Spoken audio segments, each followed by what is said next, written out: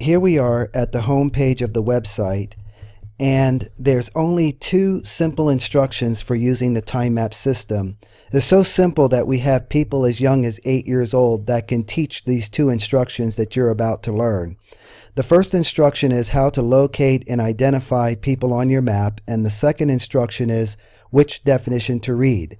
But in both cases, the computer does all the work, and that's why it's so easy to do. So to access a time map, we would normally click on this button to access a time map. But before we access the time map, I want to show you how the identity system actually works. It's not necessary for you to know it, but just so that you can see that it's not a random system, I'm going to show you. So we're going to click on look up any birthday, and when we do that, it brings up what's called the birth card chart.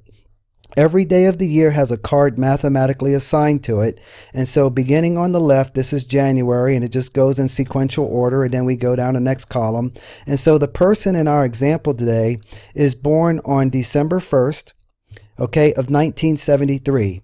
And so we can see that their birth card is the 4 of diamonds. So the birth card serves two functions. One is that card describes personality characteristics that explain why this person is the way they are. And then to get information on that, you can scroll down and you can get this book that will explain it, or you can just order the individual chapter and you just get the 4 of diamonds if you want to do that for $2.95. But the second function of your birth card is your birth card serves as your primary identity symbol in the time map system. But in the system, we actually have 3 identity cards. And so when we click this and sign, it brings us over to the substitution table where we locate the birth card again, the 4 of diamonds, and on the same line with it is the 5 of spades and the 5 of hearts.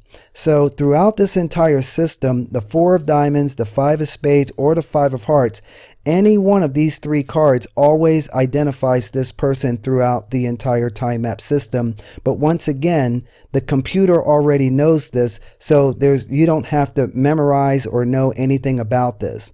So then we go back to the home page, and when we click on access your time map, it brings us to this page where you bring in your login information. And so for email address, you can put in any letter that you want. You don't have to type in a full address. The access code, which is what's purchased to use a time map. Every time map has a different access code, and every date of birth produces a different time map.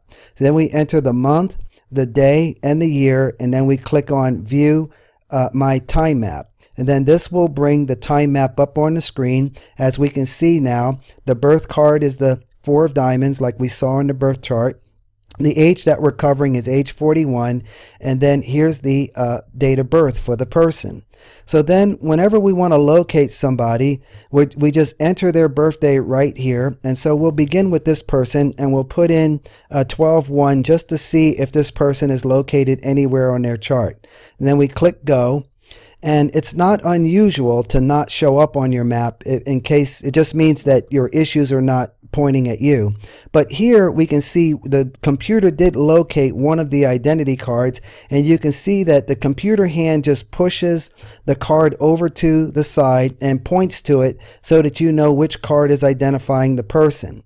So then if you want to locate someone else, we click the back button and we enter another birthday. So we'll just pick a birthday at random. We'll just say June 22nd, and so then we click go.